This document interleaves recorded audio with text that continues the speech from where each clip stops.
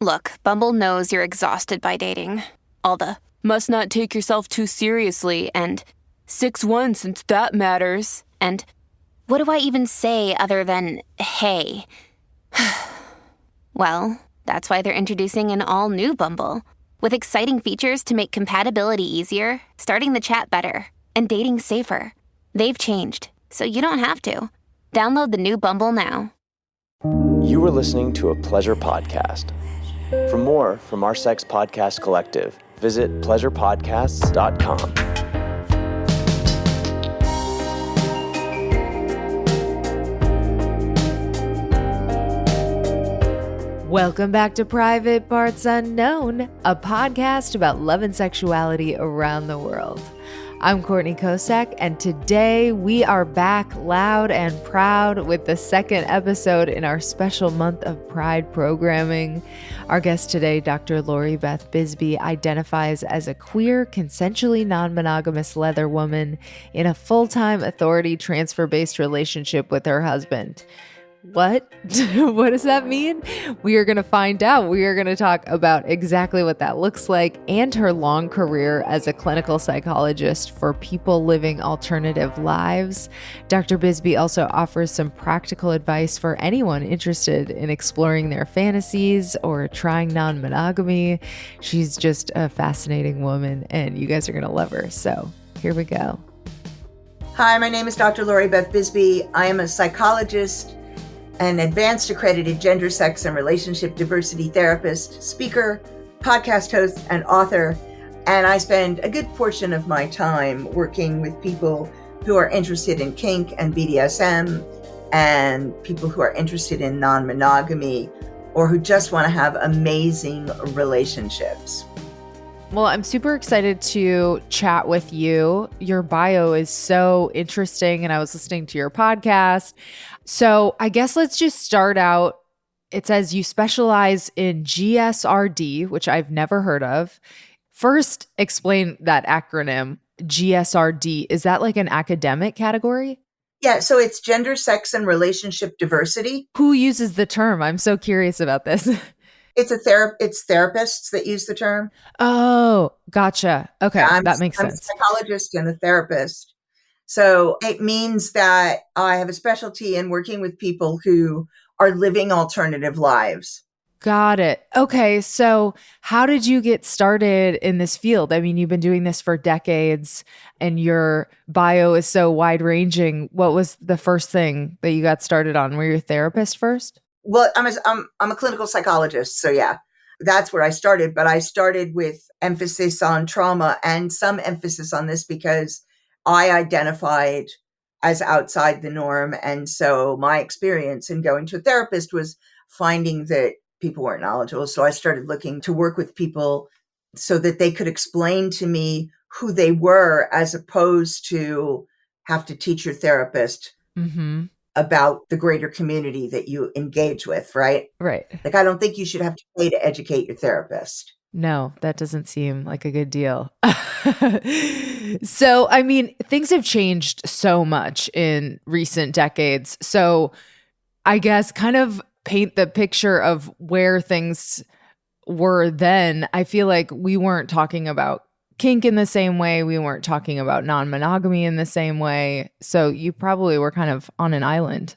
I was on an island, but I'm still on an island. I mean, lots of programs still don't teach people full sexuality, full gender. In fact, lots of programs still gloss over everything. But when I was training, the most you would have heard about was gayness and bisexuality, and that was pretty much it. We weren't talking about these things as a rule throughout the profession. And although it appears that people talk about it more, my experience is still therapists frequently have no idea, and ordinary people don't talk to their partners either. So it appears people talk about it more because it's been in the media and because of social media.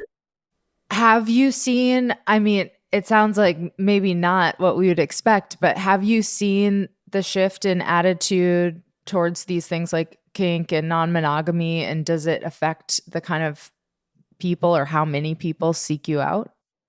And there's certainly been a shift. I'm going to divide it in two parts. So in the real world, there's been a shift, but it's been a relatively small shift comparatively. Uh-huh. Online, there isn't online. When I started, there wasn't really. There's a big shift, right? And so you could get the idea, depending on where you end up online, that nobody knows about any of this. Or you could get the idea that everybody's doing it. The reality, there's been some shift, but it's really not as big as you might think.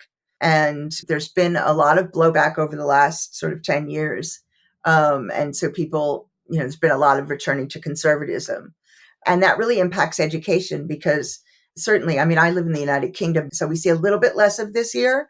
But in the United States, it's quite severe because how long have they been teaching abstinence-only education?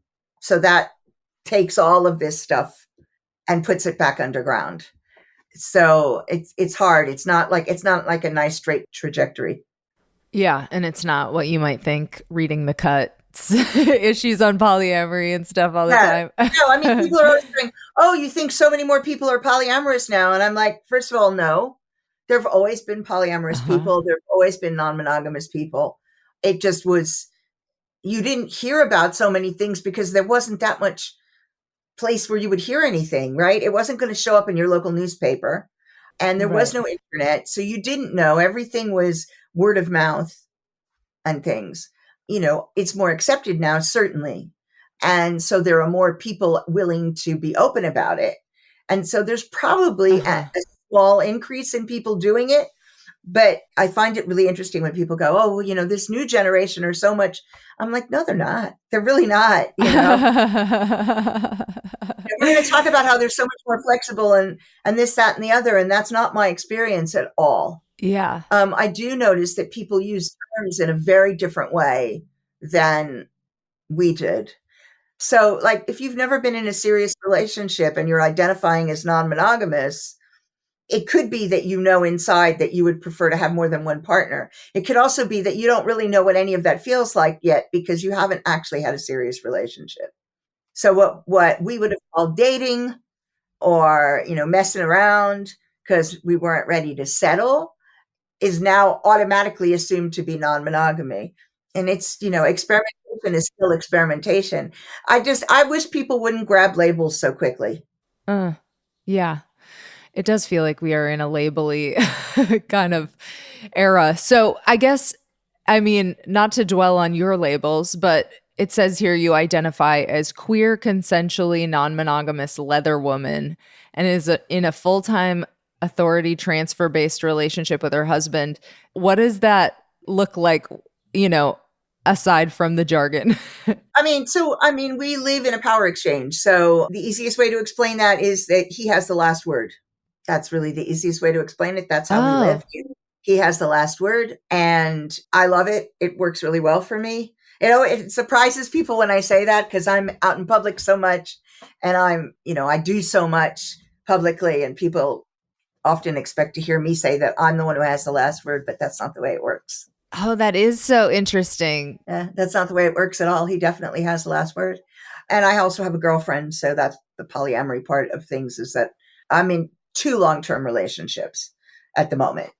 I just ended a third. So. And the leather woman part? So that is the fact that what's most important to me and most important to my sexuality is the power dynamic. And so that's what that signifies is that's the power dynamic is the way is the bit that I identify as, where somebody would say heterosexual or homosexual or bisexual or pansexual. For me, the thing is the power dynamic. That's the turn on. That's what attracts me. So I heard you say in like a podcast that it took you a while to get to finding the right partners for you. I think you said you were in your 40s when you found the right thing. And I think that's so inspiring for, people that feel like late bloomers. So what did that journey kind of look like and how did you land on this thing that works for you? Well, so I've always been turned on by the same thing. So I've known that since I was a preteen, like since I first understood, something turns me on. So the power dynamic's always been a turn on. But finding partners, certainly in my day, there was no internet. There was no easy way to meet people. There were no Right. big communities that you were a part of. You did things like put advertisements in the paper and, go places. And if you weren't gay, it was harder because you could find more people who were interested in BDSM and interested in power dynamics in gay clubs, because that was already integrated into the gay scene. But if you were somebody for whom that was the turn on, so gender didn't matter. Now, I didn't go to gay clubs because I didn't identify as being gay. I mean, because the gender of the person wasn't the issue for me. So I knew I wasn't gay. I kind of thought I was bisexual for a while, and then realized, no, it was still the power thing for me. So it was really quite hard to meet people. And one of my first major experiences was catastrophic. So I ended up in therapy with PTSD, and he ended up in jail. And that took a while. Yeah, it was pretty intense. That took a while to unwind from. So that got me working on myself in some different ways than I might have otherwise. So that was how I got started on the journey. Coming out of that, I met somebody that I was in a relationship with on and off until recently. So it's about 40 years. On again, off again, on again, off again. Right now we're off again. Oh, wow. Yeah. And so I learned more about myself from that relationship. But the relationship, certain parts of the relationship were fantastic. But as far as it being healthy for a long-term relationship, well, it didn't work. And it didn't work multiple times. I think that relationships are complex, and relationships are even more complex if you're outside of the norm. And figuring out your patterns is not easy. I make it easier for clients now because I have a whole process I put people through to help them figure out their patterns. But I was kind of like, it was trial and error for me. So it took me quite a long time to realize why I was picking the people that I was. And it wasn't the obvious thing. It was other stuff. So I had my first marriage when I was 27, and that lasted, we were together 8 years. And then I had a couple of non-serious relationships. And then I had my son, and I married his father, which was kind of disastrous, but I did. And then I was 45 when I met my current husband and my last husband, because that's it. But we're together 15 years. We're together 15 years. So I was almost 46 when I met him. I'm 61 now. So we're together 15 years. Yeah. And the relationship part of that works too? Oh, the whole thing works. Yeah. I mean, we have issues like everybody does. People think it's going to look really different, but all the skills that you need to do what we're doing are the same skills that you need to do an ordinary relationship. I don't think, most relationships have their own quirks to them. Nothing is really ordinary. Probably the most important part of doing that was the work that I did on myself. And that's the part that people leave out. They're always busy looking at what are the red flags for the other people and what can I find out about the other people. And a lot of the work that you have to do is figuring out what are your issues, what are the skills you're missing, what's the unhealed stuff that you keep putting into the next relationship, what do you actually desire, what do you actually want. And so if you're working on those things, you'll have a much easier time settling on the right partner or partners than if you don't. You don't have to, wait till you're 45 in order to do that. You can do it younger, but you have to be working on yourself. Otherwise it doesn't happen. It doesn't happen like osmosis, right? That holds so true for me. I used to be so bad at not even really the relationship, but I couldn't handle any sort of breakup. It would send me into this tailspin. But the good part about that is it forced me to do all that work on myself to the point where I could get in a relationship that stayed. But yeah. So does all of that personal experience, I'm sure, informs this process that you've developed and your own therapy work? Yeah, all of it does. It informs all of my own therapy work. I'm very pragmatic when I work with people. I'm very direct. I'm trained as a coach as well. So I use coaching techniques when I feel appropriate, and therapy when I feel appropriate. I do a lot of stuff with people around skills as well, because most of the time people come thinking they're broken And in actuality, they're just missing skills. They have some things to heal, but that doesn't make them broken. They're missing skills, though. A lot of people do not have decent emotional management skills, communication skills, relationship skills. They haven't a clue what turns them on half the time or what they really want. Exploring that is still not commonplace.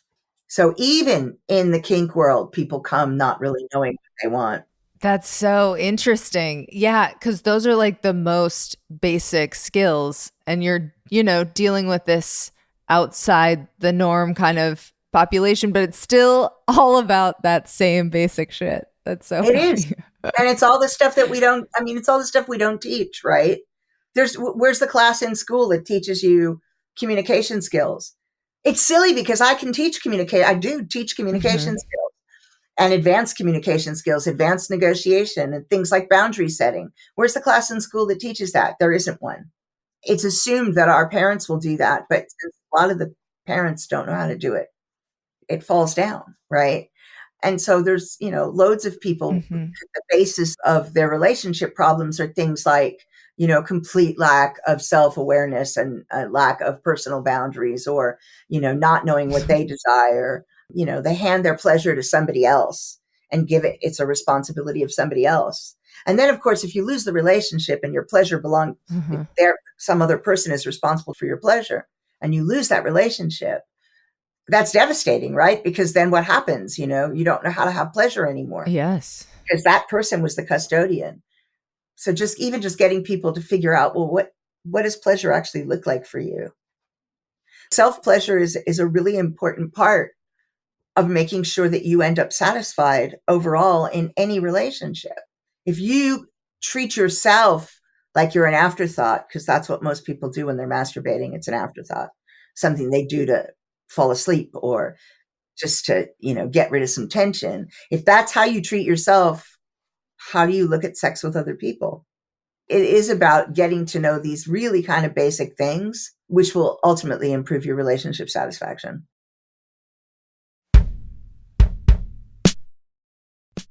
Hey, privates, if you ask me, nothing stinks more than getting stood up, except maybe body odor. That is why I'm so excited to tell you about Lumi Whole Body Deodorant.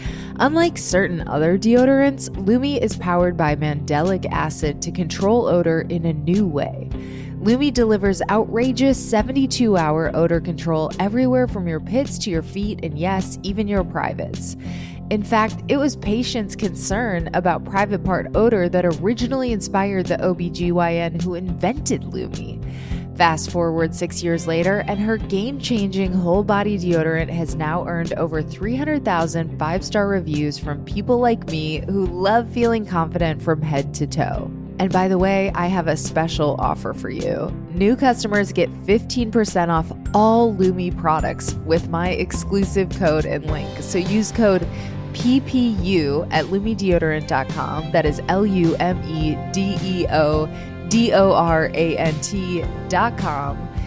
And you get 15% off everything, literally everything. And I freaking love Lumi because I love not smelling bad, of course. And I also love a product without a ton of ingredients.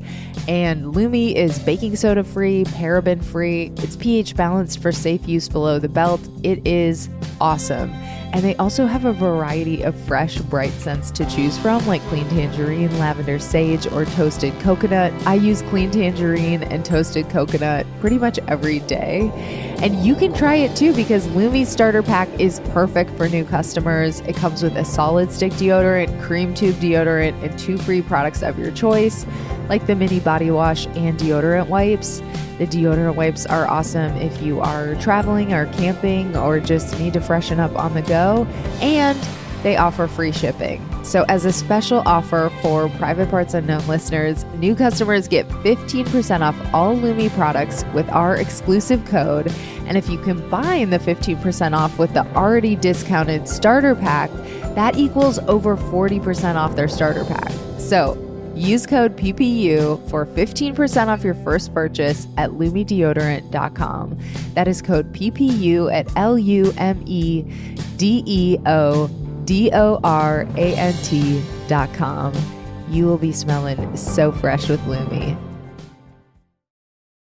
Families have a lot going on. Let Ollie help manage the mental load with new cognitive help supplements for everyone 4 and up, like delicious Lolly Focus Pops or Lolly Mellow Pops for kids. And for parents, try 3 new Brainy Chews to help you focus, chill out, or get energized. Find these cognitive health buddies for the whole fam at ollie.com. That's OLLY.com. These statements have not been evaluated by the Food and Drug Administration. This product is not intended to diagnose, treat, cure, or prevent any disease. Yeah, I guess, I mean, it sounds like there are these basic issues, but I was going to ask, what are the most common issues that you see come up for, sex and intimacy in your coaching? Okay, so probably the most common is it's a communication lack of an inability to easily communicate to a partner what it is that they desire. So that one is really common. For my non-monogamous folks and for kinky folks, self-esteem is a big one. Not feeling comfortable with themselves, and shame. So shame across the board is also a really big one. Shame about what people desire, shame about their previous experiences, shame about their current experiences. Those are the main ones, and an inability to communicate, and even just not knowing at all what a person desires because they've never explored it. They've just kind of gone along and done what they thought they were supposed to do. So those are the most common. How do you nudge people out of their, if they're like curious about this thing, but they have been afraid to explore it? How do you kind of nudge them out of their comfort zone to get them working on it? I mean, I usually start with getting people to explore things at a distance. So explore them in erotica and kind of really learn to observe what turns them on. And then if they're going to dip a toe in the water, and the water in the real world, if they have a partner, then it becomes, how do you have the conversation about this? If they don't have a partner and they're looking for a partner, then it's like making sure they have the skills to find a good partner so they don't end up in a situation that is either just no fun or damaging, right? And then it's about helping them have confidence to step out. Not everything works. You can have the most amazing fantasy and in real life, it just doesn't work, right? Bodies don't necessarily go in the positions you imagine in your mind. If you've been getting your positions from pornography, you need to remember that there's a lot you don't see, like the person holding the woman's leg up or right? There's all sorts of, that's entertainment. It's a movie. So there's a lot of stuff you're not seeing, so realizing that not everything is meant to be acted out. And that sometimes you'll try something and it'll just go wrong, and laughter is the result, and that's actually okay. Yes, for sure. Do you work with single people, like couples, and then do you work with like whole polycules ever? I have worked with whole polycules. Sometimes things get tangled enough that the only way to kind of sort them out is to work with everybody. And so I've done that. I probably divide my time fairly equally between couples, groups, and singles. And groups are not necessarily polycule. It might just be a group working on the same topic. When it comes to clients, I do a little bit of each. So you were on the UK show Open House, The Great Sex Experiment, and your role was the relationship therapist. Tell us about the show. So it was my retreat, and couples came who wanted to open up their relationships. And we had residents who, they called them our sexually liberated residents, which I always found really amusing, who were non-monogamous people that, were there. Basically, they had a holiday and they got involved with some of the couples, thing is, it wasn't scripted. So like one of the things you get to see is somebody approach someone at a party and say, we'd like to get to know you better. And the person say, that's really sweet, but I really only feel a friend vibe with you. So you see like real rejection as well as real acceptance. And I work with the couple first to figure out, well, what is it you want anyway, right? What is the actual fantasy? What is it that you're wanting to do? Check to see that they're in a place where it's likely to be a positive experience, help identify the issues that might get triggered, and then work with them when things do get triggered, because invariably they get triggered. because it's never like people think it's going to be, Uh-huh. and then work with them to resolve that. And they then get a chance for another experience. And so I see them over 3 days, different times, and they get the opportunity to experience at least 2 or 3 things. And then they, make a decision at some point. They have an idea when they leave the show, but, many of them don't make the firm decision till later as to whether or not they're going to continue trying non-monogamy in the outside world. So Uh-huh. on season 2, we had a number of people who were really interested in swinging. So that's the direction that they went. We had one that were interested in more of a long-term polyamorous relationship, went in that direction. We had a couple of couples who learned a lot, decided that it wasn't for them. So yeah, it's a lot of fun. So I guess when you have couples that are interested in trying non-monogamy in, not such a retreat setting, but more like outpatient, what are the first steps there? The first steps are the same. It's the life experience that's different. And also it usually is longer, right? This is like laser therapy laser coaching when I'm seeing them on the show. But the first steps are the same, which is finding out, what is it that you want? What are you doing? What's brought you to want to do this? So I usually see couples come in my practice. They've usually gone out and tried something and screwed it up, right? That on the show, we've actually had people who have not yet gone out and tried something, right?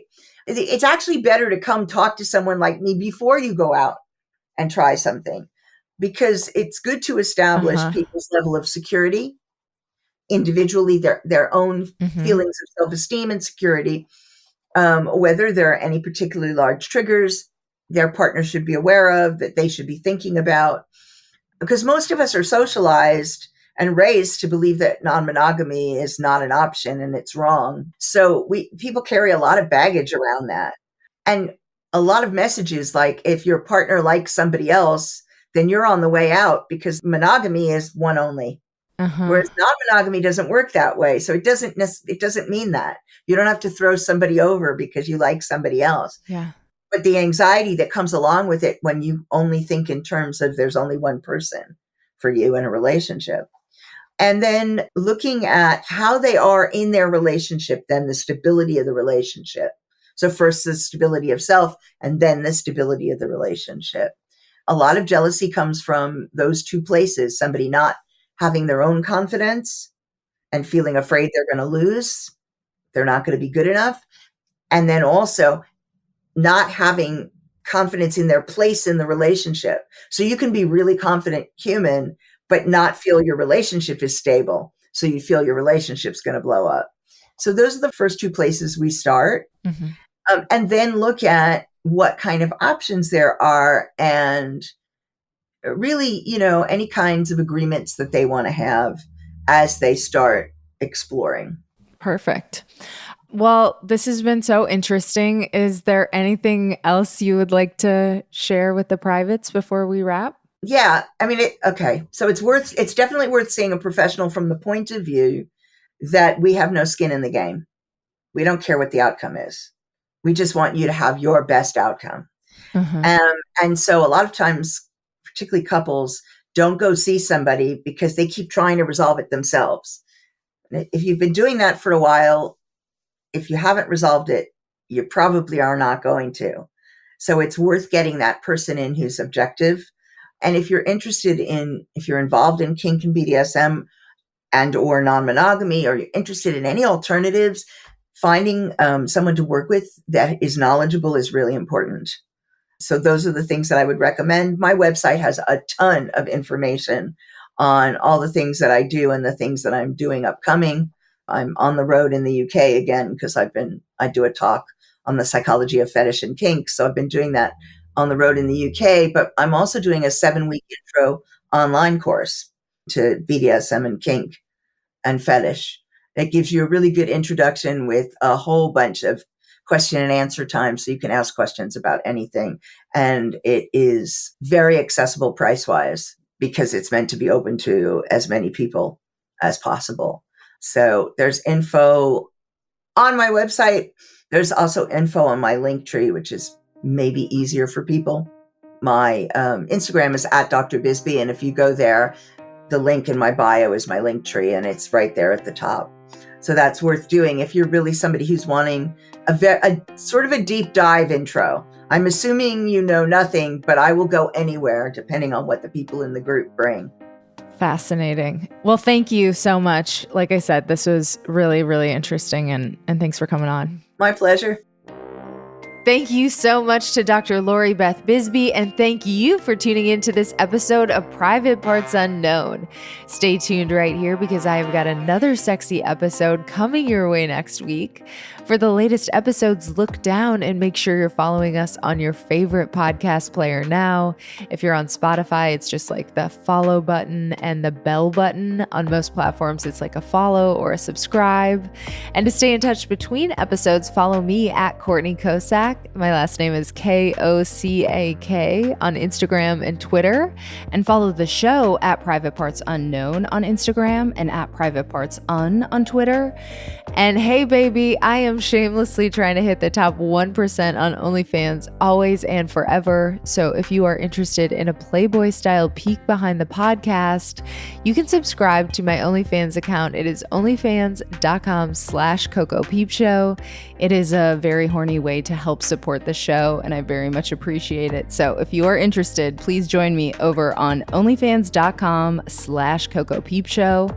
And of course, subscribe to our newsletter. It is privatepartsunknown.substack.com. There is a link for that in the episode description. And subscribe to the Private Parts Unknown YouTube channel for the video version of a bunch of episodes.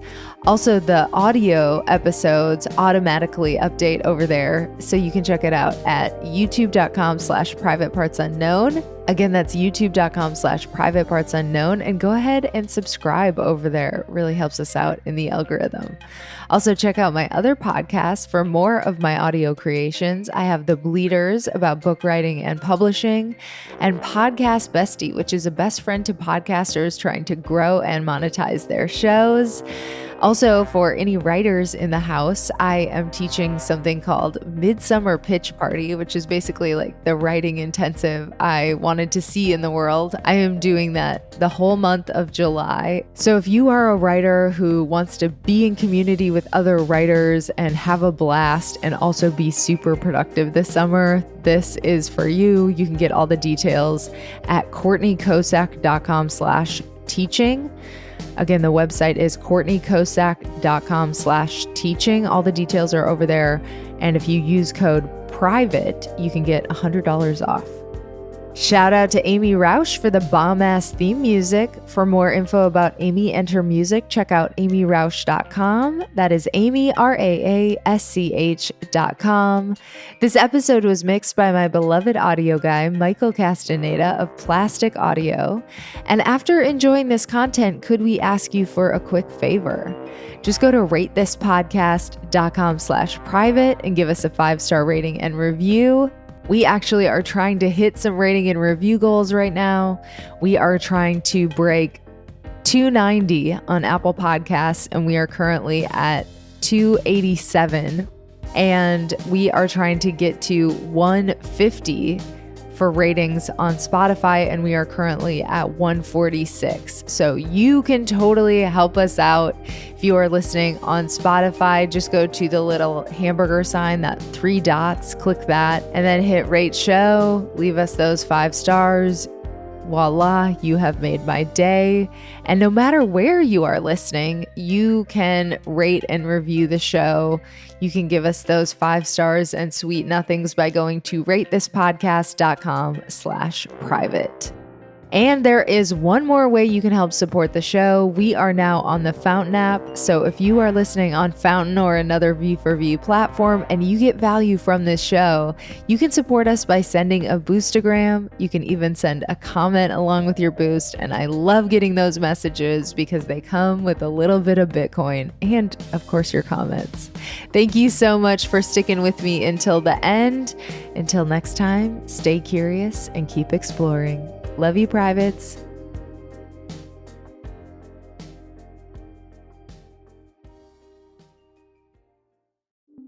We are audiostack.ai. Combining AI writing, the best synthetic voices, with production and delivery. Be it ads, podcasts, or VOs for video. Just like this ad. How would you utilize AI audio? For free. Go to audiostack.ai/contest. Give us just a few details. And you could replace this spot and be heard by millions. See webpage for T's and C's. audiostack.ai/contest.